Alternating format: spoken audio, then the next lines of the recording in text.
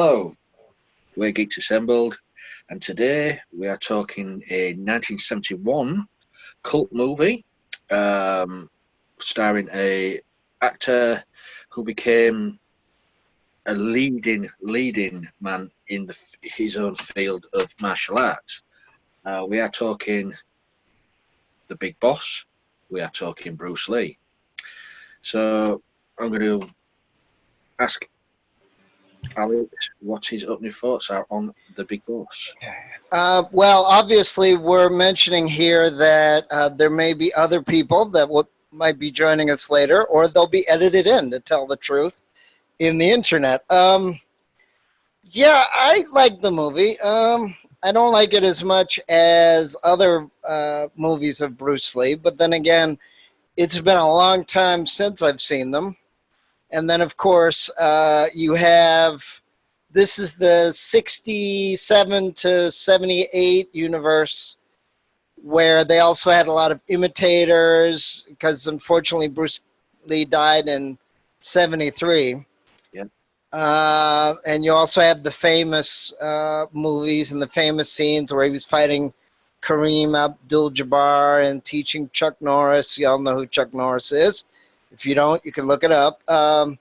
He's also teaching Sharon Tate, who unfortunately got murdered, and a lot of other famous people from the 60s. The other thing that I was mentioning to Lee and other people in the group is the other issue is the number of distributors. It was over 4. This movie was filmed in Thailand. It was a Hong Kong company. And with all due respect, I don't know if Hong Kong was still property of Great Britain in the 60s or 70s. I know that in 2000 they had to surrender it because that's what was in the agreement. And Hong Kong now is having its own political unrest. But it was a Hong Kong company. Bruce Lee needed the money. He had Brandon Lee and Sharon Lee and a couple other relatives and his redheaded wife. And Brandon Lee also died while he was filming The Crow. So unfortunately, Bruce Lee does seem to have a little bit of bad luck. But he was very dedicated to learning a combination of martial arts. He is also mixed race, which I always knew he wasn't 100% Asian, but he was partially Asian, and he certainly raised himself that way. And also, I didn't like the way he was portrayed in Once Upon a Time in Hollywood, but that's another movie with another filmmaker. But he did these movies in this universe because he needed about 20,000 odd in 1960s dollars. I don't know what that is now. I don't know if that's 100,000 or whatever now. But he did it. But like I said, it's an interesting movie. If you really think about it, you can see that there's a lot that's cut out. The dubbing isn't very good. The subtitles are worse. I accidentally bought 3 copies of the movie, but thankfully I had one that was Blu-ray quality. Unfortunately, that didn't help with the dubbing or the subtitles. But it's a good movie. Enter the Dragon and the other movies he did were better, technically. Oh, there she is. And it was better technically. But it's still an enjoyable movie, but you can tell that there was a lot cut out. It's just, if you really think about it, there was a lot that was cut out of the movie. Yeah, I agree. You can tell straight away he's not from this. Okay, and there is wind velocity today on this summer day in Massachusetts, so you're going to hear a little bit of whistling on Susan. It's not me or Alex. Yeah. That's okay. It's a summer day, so. Hello, Susan. Can you hear us? Yes, indeed, I sure can. Can you hear me? Yeah. Just about. Yeah. Well, it's clear at my end, so. Good. So which movie are we talking about now? We're talking about the Big Boss, otherwise known as the Fist of Fury, even though that's the incorrect title. Oh my gosh, there were so many titles and so many of the same movie. Oh my gosh. So this movie was crazy. It was like this guy was a drug dealer and he was all you know, pulling all these strings and trying to, you know, get this girl to come and be his concubine, and he was just like, you know, he was not a fun person to hang out with or talk to or whatever. And he had this whole workshop dealing with ice. He wanted to pack ice and ship ice and stuff, and in that, as he's doing that, he's you know, selling drugs or transporting drugs with that. And then eventually, as the body count grows, there are people ending up packed in the ice. So anyway, yeah, that's my opening thoughts on that. Thanks for that, Susan. Yeah, it's been a really long time. I always used to enjoy these movies, but as I say, the acting's not very good acting, but it's you know, it's a Bruce Lee movie, it's a martial arts movie. What do you expect? It's and it's over the top action as well. The way they're leaping into the air and just like, you know, like the Bionic Man, and all the fight scenes. I mean, really well done. It's got comedy in it as well for me. I mean, the scene where it's just the big boss throws the bed cage up into the tree, it just lands there. You know, just it's so outrageous. Those scenes, you know, made me laugh. But yeah, Bruce Lee on his top of his game, you know. But as Susan says, it's about drug dealing. It's about this factory packing drugs into the ice blocks and moving them along. And it's a simple story. That's all it is. That's all the story is. It's some workers found out what was happening with the ice, and they got bumped off. And then the other workers, you know, wanted to find out where they are. They got bumped off. That's all it really was. That's the story until till the end thing where, you know, it's the conflict with Bruce Lee and the big boss. Yeah, it's a fun movie. It's not dated well. You know, I mean, it's not dated well at all. The version I watched, I looked up online. I must have been watching the Cantonese version because it had Pink Floyd in it, music. And that's the only version with the song. I think it's "Time" by Pink Floyd through it.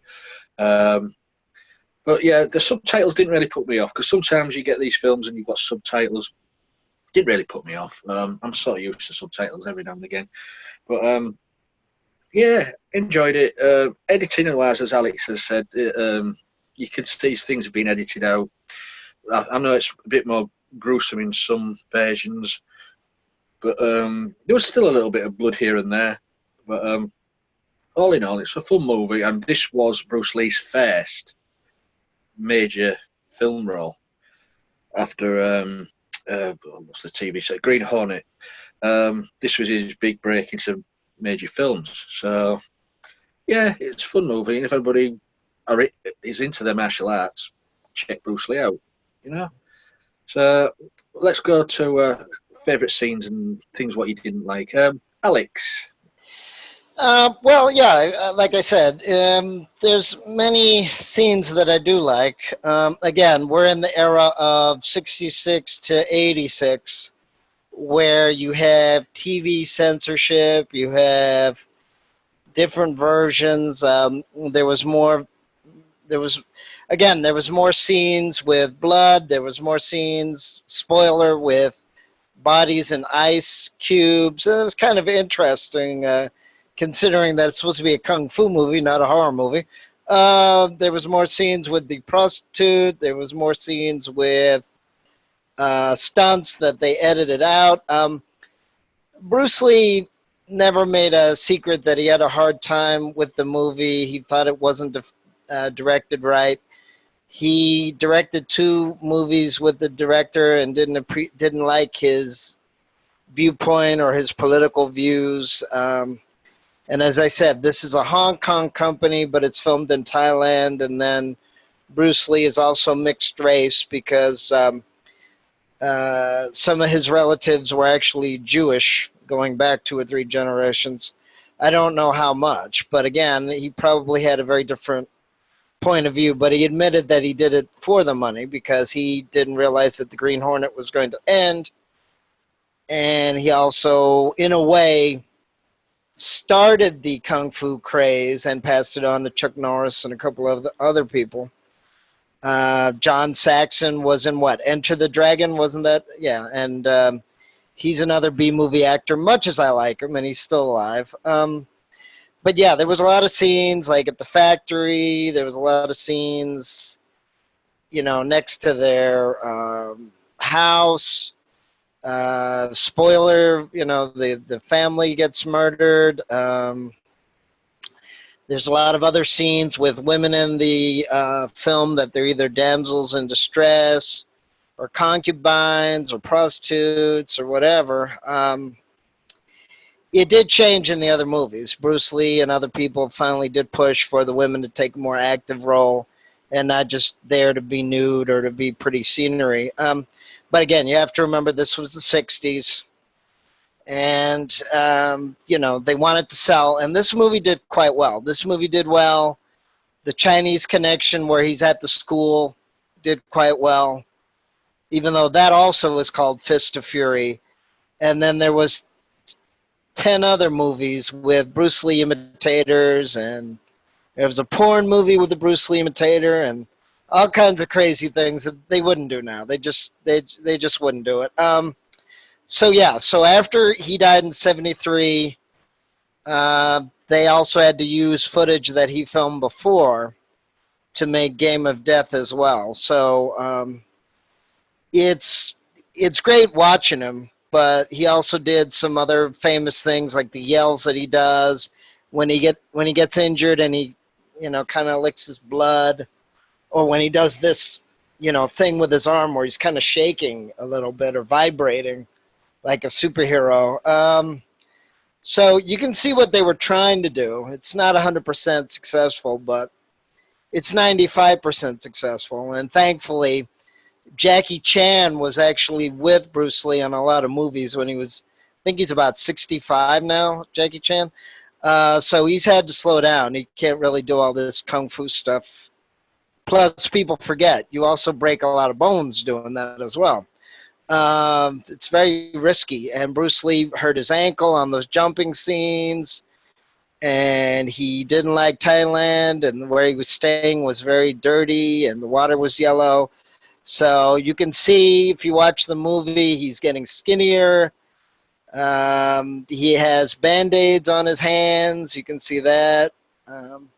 So it's an enjoyable movie, but it's very, you can see some of the strain too. And of course, this is also before CGI and computer stuff and all that. So considering, the only other thing that I didn't necessarily like, not only when the boss punishes the girl, but also the dogs jumping around. That was a little bit strange as well. I understand what they were trying to do, and it's a cute idea. But, some of them look like they were thrown or flying or jumping. I'm not quite sure what they were doing. But it's an interesting idea, and I'm glad the movies got better. And weren't as super cartoonish, except for maybe Enter the Dragon toward the end. But again, you have to remember, this is the era of the 60s or early 70s. They're not politically correct. They're not having everybody be independent, and they were also trying a lot of stunts to impress the audience. So you sort of have all this competition going on, and with themselves. But as I said, this movie actually did make a lot of money even back then. And like I said, I'm glad in the 80s Jackie Chan changed it, made it more comedic, a little bit more lighthearted. And then you have the 90s where you have the new version of mixed martial arts come in, and they had more women again, and they had different, characters. and they also put it in a modern setting as well. So, you know, sort of the evolution from the 60s to the 90s, and it did change and it did improve. It is sad that Bruce Lee unfortunately had to die, and it's a shame that his son had to die as well. But that also elevated his status, and I've tried to do research on him, and he seemed like a pretty decent guy. You know, so some of it was there in the movies, some of it was not. But that's understandable. At least he tried to make a difference, and he did try to make a difference on TV. And there's a lot of Asian actors that have given him credit from the 70s to now that he did help, you know, widen the audience, and he did help other Asian actors as well. Yeah, he was a leading force behind it all. Really, he's sort of the first one to bring it to the forefront. Susan, any bits what you thinking on? Well, I kind of agree with Alex in that whole throwing the dogs thing was hilarious. It was one. The other thing that I noticed about this is it's always the Chinese are the downtrodden and the Japanese are the overlords, and that was basically a response to how they invaded China in World War II, or thereabouts anyway. But it was, you know, the history of the Far East has China actually dominating over all of the region for most of it until recently.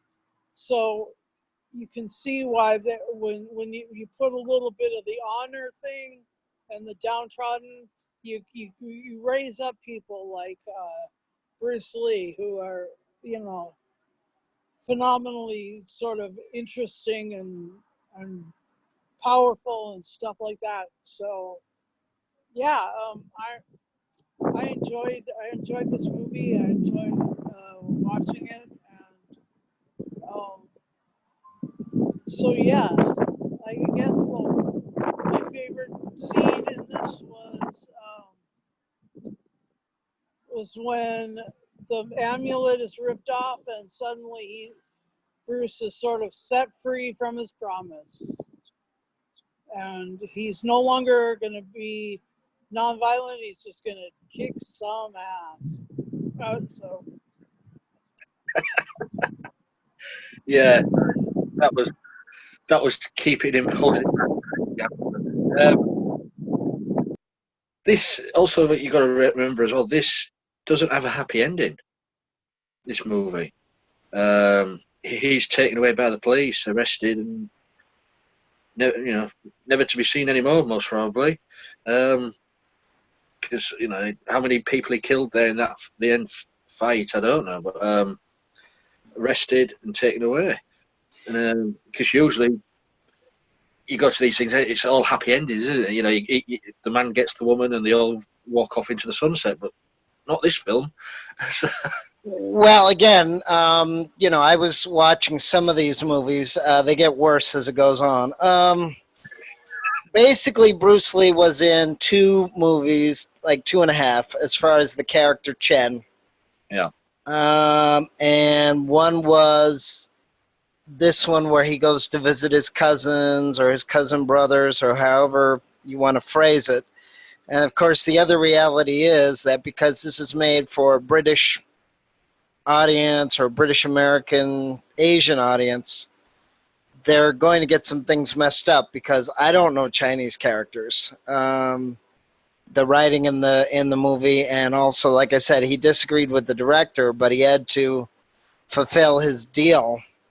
So it was like 2 movies, and then I guess they edited him into a 3rd movie, and then they had The Imitators, Bruce Exploitation, where they had Bruce Lee, who looked like Bruce Lee, And that's where he continued the story that somehow Chen had like 4 guys that look like him, plus him, 10,000 cousins, 6 brothers, etc., etc.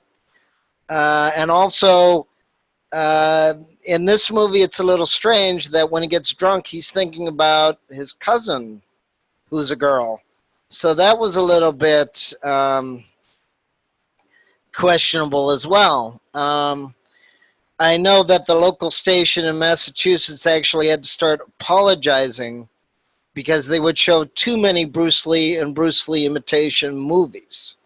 And even the audience was getting angry. The Asians were getting angry, and even the other people that weren't Asians were getting confused because the titles were getting mixed up and the editing was terrible, to the point where even I went, oh my God.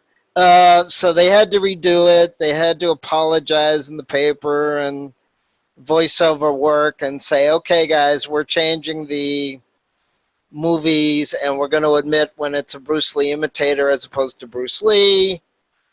And like I said, in other movies and in the universe of Chen, it's the school, it's his relatives, it's his cousins, it's, you know, fighting versus the Japanese who seem to wear suits, or they seem to wear ties, or they seem to have a mustache and wear glasses. And those are the evil, sort of evil people. And then they're saying that the Chinese are this and the Chinese are that. And as we know, studying history, not only is there a lot of political unrest, but there's also the fact that China has a lot of people, and they could have 20 different armies and you wouldn't even know the difference. That's how many people they have. So, and also history has shown, if you study any Asian history, that, you know, regardless of what Asian group you're talking about, they're very resilient. Without the Kung Fu, without the philosophies of Judo and Buddha and all these other offshoots. It's too much to explain here. But you have to remember that this goes back, you know, what, 20 centuries, or it feels like it anyway. That, you know, the Asians are very resilient, regardless of what Asian group you're talking about. Koreans, Japanese, Chinese, Vietnamese, whichever island you're talking about, which we're also going to talk about in the Karate Kid series as well. But yeah, it's, you know, thankfully things have changed in many respects. There's always going to be somebody hating people. There's always going to be hatred because somebody's different. But, you know, thankfully this was made in the 60s, 70s, really. And some things have changed. Human nature doesn't change, but some of the cultural items have changed. And as we know, Japan is very modern. They have more technology than the American countries do, maybe even more than English countries do. Of course, there's also a downside to that. When they get viruses and lose electricity and all those things, it's worse than even in American and English properties that they have to almost be shut down for 4 or 5 days. But you're also talking about more population than, you know, England, Israel, and America put together. I mean, you're talking about well over 10 million, if not more. And if you combine all the islands together, it's probably even more. So, like I said, it was a change. This was a change in terms of movies and TV, and unfortunately in the 70s it was still very much, you know, sound the gong, everybody's into martial arts. Thankfully the 80s, 90s, and the 2000s, people know that that's a stereotype, albeit positive, but it's still a stereotype, and thankfully you know, thankfully that's changing. But it's enjoyable as a movie as long as you know that it's not real life. And yeah, that's true. Yeah, so that's the other.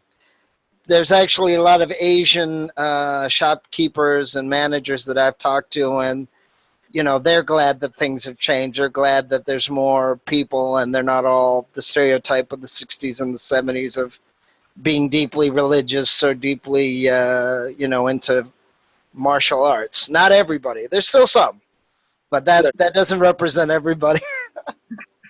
So, Alex, then, while you've still got the mic, what would you give this movie then out of? All right. Sorry about the political thing, but I had to put it in to be fair. I'd give it just about an 8. Like I said, I've seen his movies. I've seen The Imitation too. It's fun. If you want a plot, if you want a slight view into the culture, if you like the martial arts, even though, yeah, you do get tired of the yelling a little bit and the punching sounds and all that junk.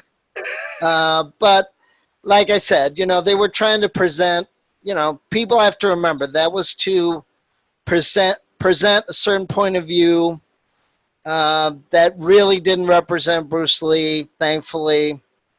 But he had to do it to be famous. This is the 60s, so he had to slowly evolve. And unfortunately, he got sick, and he also, like a regular boxer, that's the problem with violence like that is, the more that the blows land, the more damage they can do your skull and your head and your chest. And your body is not really built to take, 5,000 punches or 10,000 kicks. So he actually shortened his lifespan by taking so many blows. And it's a shame. It's a shame that he couldn't have made it into the 80s. But like I said, one of his admirers and Jackie Chan has talked about this. He broke into the industry. He was a stunt double on a lot of Bruce Lee movies. And if you really look hard at the background, you can actually see him.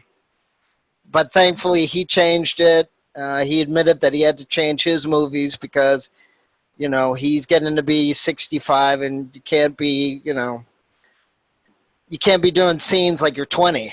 The body eventually gives out. We try. We're getting on a bit, but we keep on going. Susan, what would you give this movie then? What score would you give it? All right, I'll give this. Oh, whoops.